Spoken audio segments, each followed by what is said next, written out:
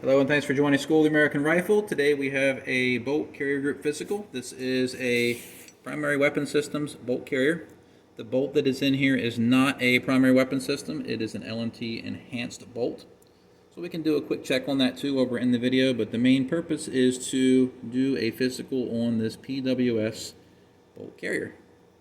This appears to have a nitrided finish.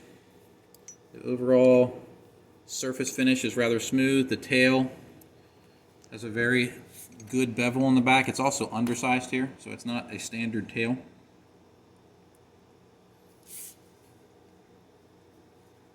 Belly looks good. It does have removed material from where the carrier rails are here. I assume that's done, so you can have an area to displace fouling, like a sand cut. But we'll go ahead and get into it. Let's go ahead and check our gas rings. Now, something that stood out to me right away is look at this terrible staking job they did on this. I'm not normally super critical about stuff, but that's just awful. It looks like they used a chisel down from the top of it at a slight angle. It looks like they're rusted too.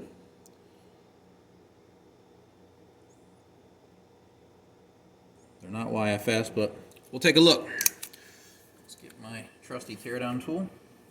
There's some more metal pieces. I have all these little pieces of wire brush on my bench that my pick is magnetic and it keeps picking things up.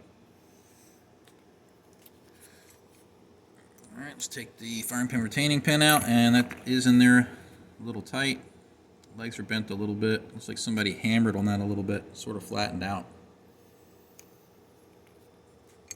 Firing pin out. I don't know if this is a PWS firing pin or if this came with it. It might just be just the carrier.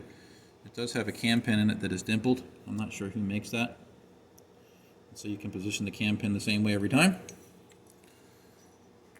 And then the bolt is an LMT. So I'll put the bolt off. We'll check that last.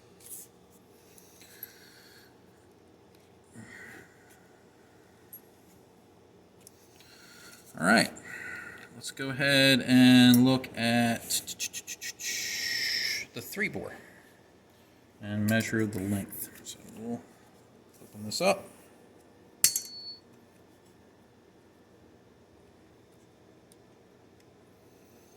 The length is right at 667, so we passed there. Let's measure our 3-bore. Bolt support, shoulder, first green, second green, first yellow, second yellow, and it won't, well, it takes the red too. Not all the way down though, so that doesn't completely count. But the mouth is a little bit wider than the back portion, so does not have a whole lot of bolt support. Go to the gas ring run. Takes the first green, second green, first yellow, first red, second red. And we still have some slop there. We could probably go on. So not very efficient when it comes to the gas ring seal on the bolt. Let's check the bolt tail. First green gauge. Passes it. Second green gauge. Passes. Yellow gauge. Passes. Red gauge. Does not pass the red gauge. So the bolt tail, not great efficiency. The gas ring, pretty terrible. And the bolt support, not that great either. Now, one thing that the owner did tell me is that this carrier binds up on the inside of the upper receiver. So what I'm going to do is try to display it on my test upper right here. I have the bolt out. He said it was hanging up. It's not hanging up on this upper. So I'm wondering if it has to do with the carrier key, something he told me, and I can see it visually. It may not translate in the camera, but he said that the gas key veers off to the right, so it's probably hard to see this way, but let's see if we can get a good camera look from the back. I can see it from the back pretty good. The gas key does veer off to the right. Can you see it? So let's see if we have an alignment problem. That one don't fit.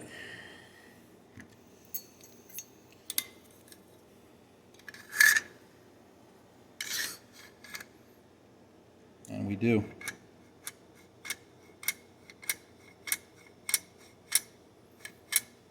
gas key is not lining up.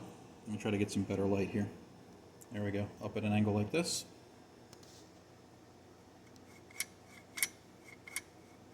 Let me turn it around.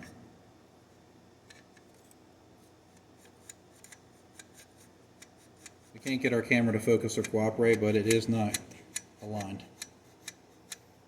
And it does look like it's veered off to the right, just like he describes. So, it could just be the gas key. It could be that the track that's milled for the gas key is milled off. And it's not completely straight. And that's forcing the gas key to sit off to the side. Let's check the gas key to see if it passes our go, no-go gauge. Takes the go side. No-go side does not go in, so that does pass. Let's check and see if we have an obstruction in the gas key. We don't. That passes. Alright, fine pin, that. Let's do our reverse torque test, and we'll look inside the carrier with the borescope to see what we can see inside, but I do believe that one of the main issues that he was concerned about has to do with the particular gas key on here. What I'm going to do is I'm going to loosen these, even if they pass the test, and I'm going to try to mock up a replacement gas key. I'm just going to snug down new bolts and see if things line up after we replace it. That can tell us if the track is milled off. So let's get this. I'm going to find the right screw. Not that one. It's going to be this one probably, but they banged that in there so hard that these things aren't fitting.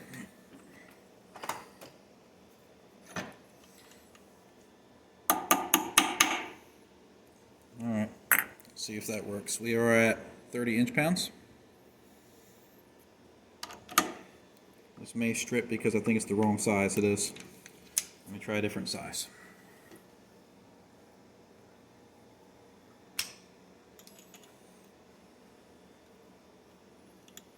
They collapsed the opening for the screw when they staked it. There we go. It passed, but I'm going to loosen it anyway while I have that in there.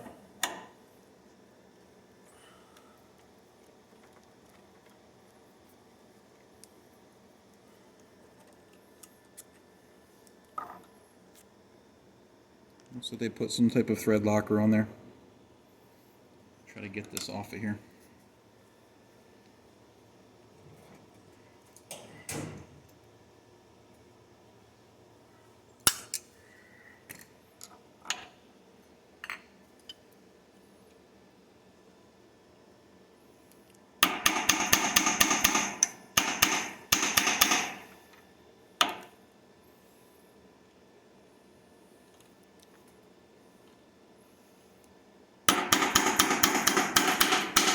Fastener does not want to go in there. It passes, but like I said, I'm still going to remove it.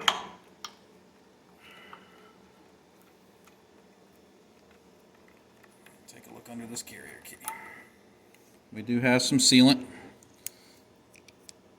Ow, metal on my finger hurts. Trying to get this bit out of here.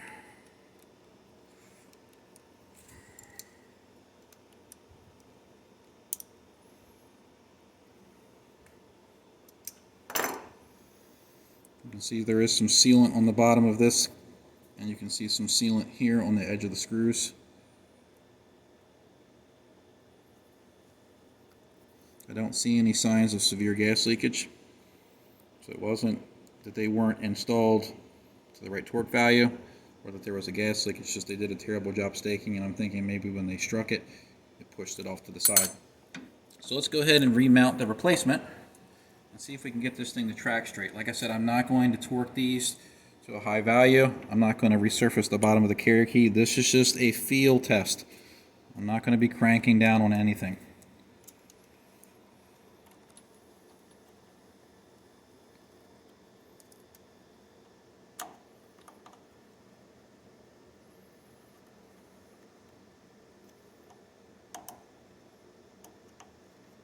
These are just barely tight. If I had to guess, they're probably at about 30 inch-pounds. Let's see if we can get this to track straight now.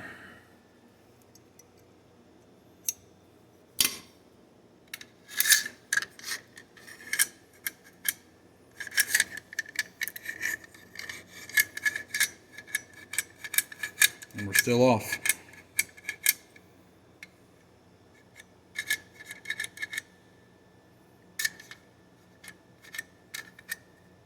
Now if I push really hard with my finger, I can try to get it to line up, but look, it's still off enough to where, look.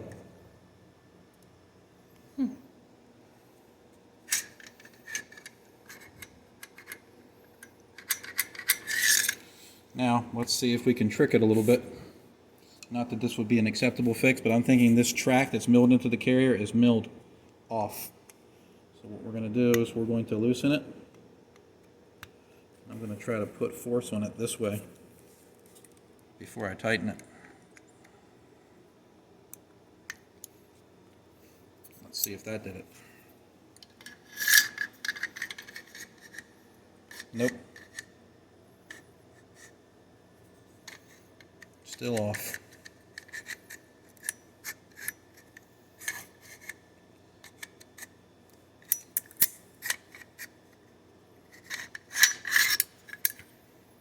Let's see if we can see any wear patterns anywhere.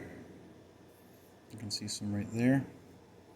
Brand new carrier key, it's already scratching right there on that edge. Let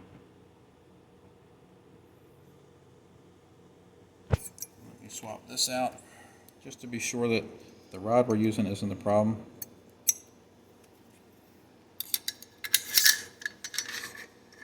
No, it's way off.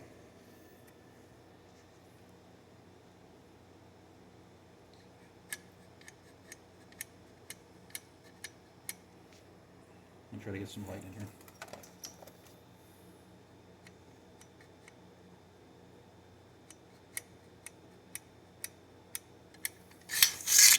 So this carrier is dead on arrival. I'm going to let the owner know that I would not recommend replacing the carrier key on this particular example. I'm going to consider this an autopsy now, no longer a physical. I'm going to look inside of the carrier still, see what we can look at.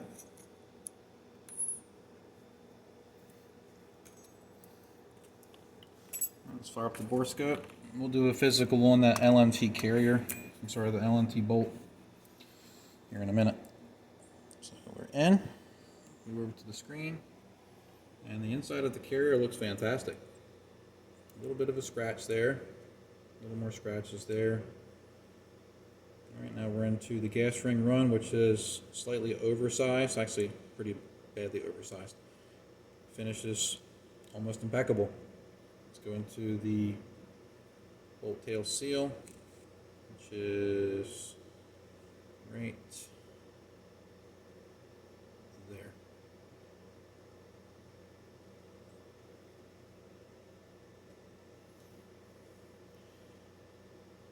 Bolt tail seal again. Pretty smooth. Inside looks great. Unfortunately, it's just the dimensions are very oversized. The track here though, when they milled this, without a doubt, they either went down too much and the gas key sits, if it's supposed to sit, let's say it's supposed to sit here, it's sitting like this. And instead of it sitting straight, it's sitting like this. There's not enough play in the key to do this, and you could probably, if you wanted to rig it up, try to figure out a way to fabricate some kind of like washer or shim, but it'll be really difficult. It's not just the screws that are holding this down. You have basically gas that flows through, so you'd have to have something that was durable enough to work as a gasket and a spacer. Overall, this is just dead on the table. Not something that I would recommend trying to save. So I'm going to get in touch with the owner, let him know the bad news about that. You may see the video before I'm able to successfully get a hold of him. But let's go ahead and look at this LMT bolt. Let's not confuse the two. All right, let's check headspace. Let's do our 14636 go. Passes. On 4.6. 4.6 to go. Passes. And the field gauge does not rotate. Good to go. Let's push the extractor out. The LMT does use its own extractor and extractor springs. 2 little springs. Alright, let's check and see if we have free movement. We do. We really can't use the extractor gauge on these because they don't have a really deep groove cut. They do have one though, so we can still attempt to use it and it fits in there just right, but you don't have as much of a shoulder on the back side on the LMTs. Let's try it on the no-go, and it does not fit in there, so that's a good thing. Let's check for magnetism.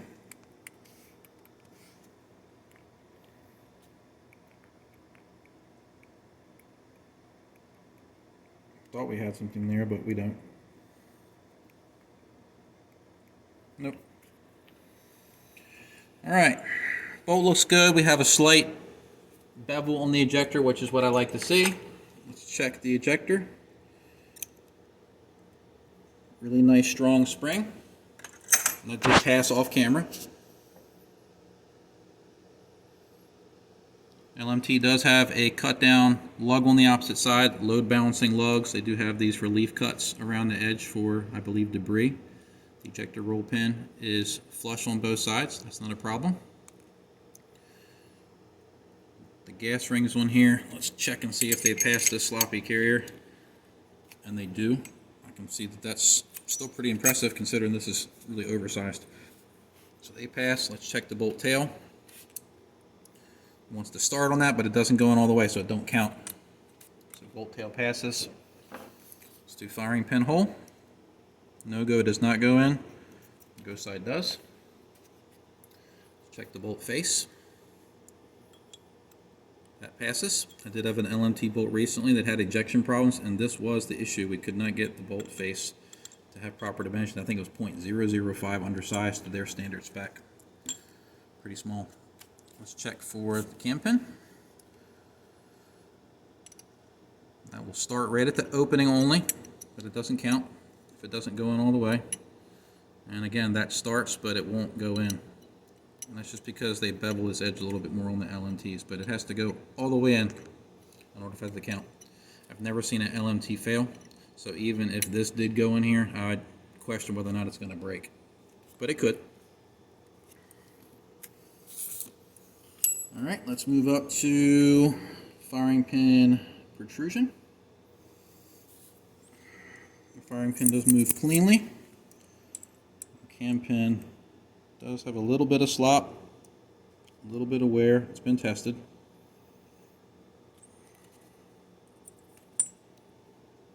The tip looks good. Let's check protrusion.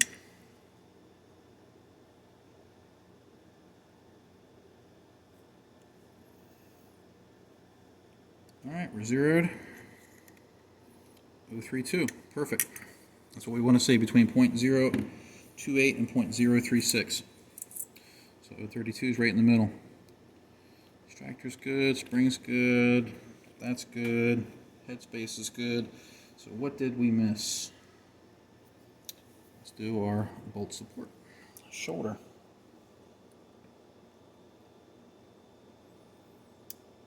.5283. So good. Alright, that looks good. Bolt face looks good. Opening looks good. Chrome firing pin. We're good across the board. So there we have it. We have an LMT bolt physical. Passed with flying colors of my gauntlet, if you want to call it that. But this primary weapon system bolt carrier failed terribly. That boom you hear in the background, those are fireworks. Today is the 4th of July, so you're going to hear some noises in the background. I don't apologize because happy Independence Day. But this PWS, I'm going to inform the owner that it is dead on the table. This has become an autopsy, and I'm going to let him know so he can contact PWS. Maybe they will replace the carrier, maybe not. Sometimes when we do physicals or autopsies, companies won't stand behind the product because they consider it tampered with. Fortunately, we have it on video, so hopefully they do the right thing and stand behind this product and replace it.